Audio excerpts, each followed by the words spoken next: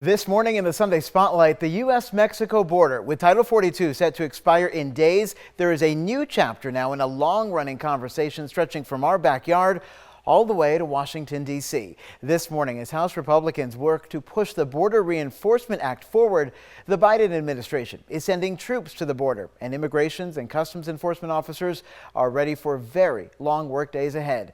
Today, we hear from both of our elected representatives in D.C., Democrat Raul Grijalva and Republican Representative Juan Ciscomani.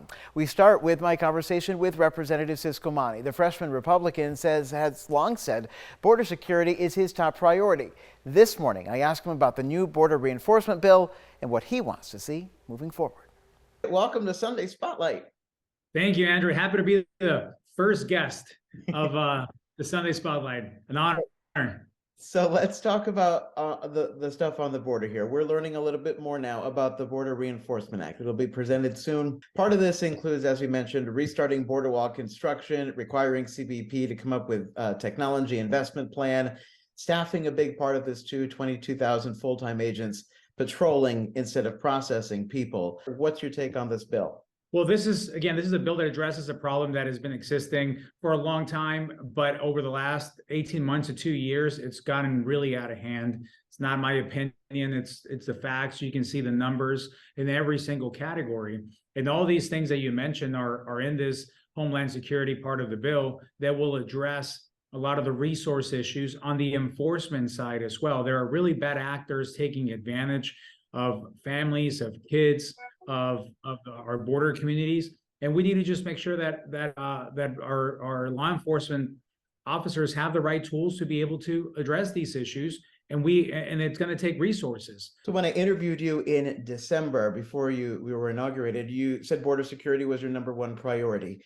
What are you telling your colleagues in the House about that, and what do you want to see when it comes to funding?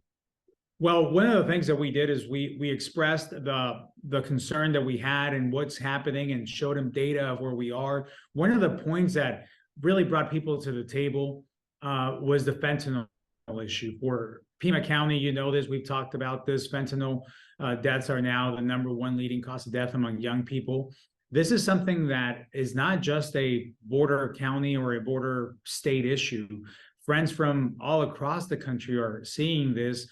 The delegation that we brought in with Speaker McCarthy included members from Virginia, from Oregon, and from Wisconsin. Why? Because these states are seeing the overflow of fentanyl in their communities as well. So when you talk about these issues, they get it because they're being impacted by it. But of course, it takes leadership from a member from the border so we can bring up this issue. And I tell you that my colleagues have been very receptive, and this has been an issue on both sides of the aisle. It's important to say that a lot of these efforts have bipartisan support because it's not a political right versus left issue. It's impacting everyone. You have said several times in our interview a couple months ago that Secretary Mayorkas should be impeached and be removed. He still leads DHS. There are resolutions out there to impeach him, Republican-led, of course. Would you consider co-sponsoring any of them? And what is your message to the Secretary? My message to the Secretary is do your job or get out of the way. And I'm very stern on that, especially with the most recent reports that came about the missing children. These unaccompanied children that have arrived in our country after being trafficked for weeks, if not months, and they finally make it to our border where it should be a safe haven for them, where they will be taken care of. HHS has done a terrible job at screening these so-called sponsors that are just part of the ring of the cartels as well. And they've been releasing them knowingly that they're not their family members. So when I talk about Mayorkas' failure, it's not just ineptitude in protecting our border. It's a lack of care for our kids, for these children that are now being allowed into the country and allowed to be sponsored by these trafficking rings that are now being used for labor inside our own country. And Ciscomani goes on to say he's not signing any of those resolutions to impeach the secretary, but will keep pushing hard for him to be removed. And that is where I start my conversation with Tucson's Democratic Representative, Raul Grijalva. Do you have confidence in the job he's doing? I think he has the capacity.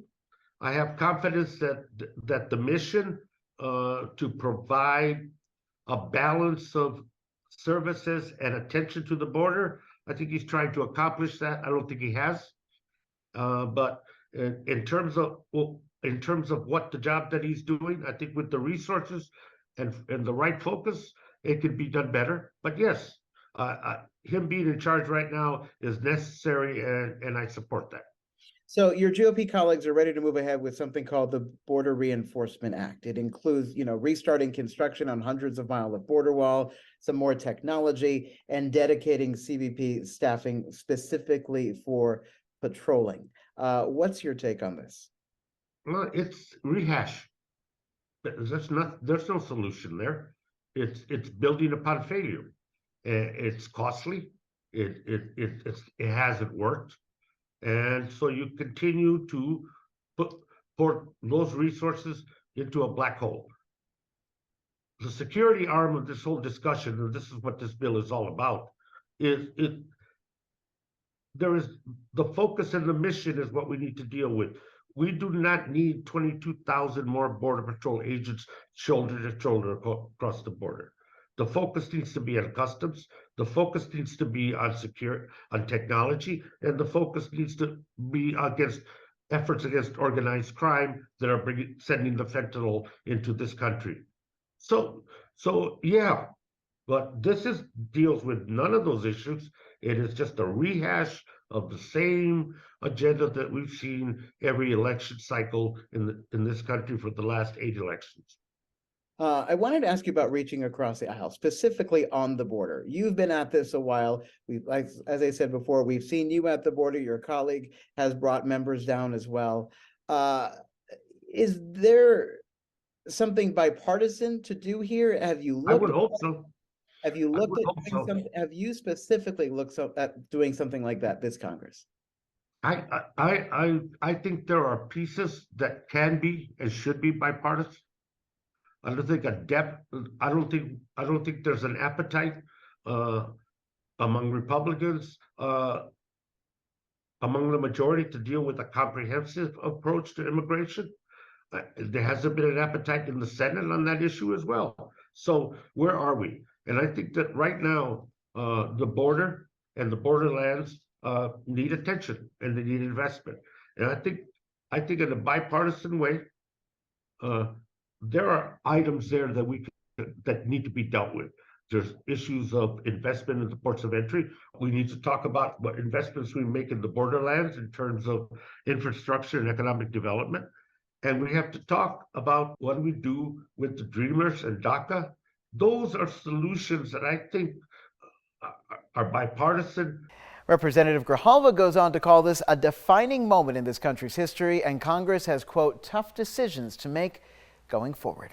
And that is this week's Sunday Spotlight. Thank you for joining me here for our first episode. Join me here next week when we dig deeper into the political issues impacting you, your wallet, and your family. I'm Andrew Capasso. 13 News Live This Morning continues after this quick break.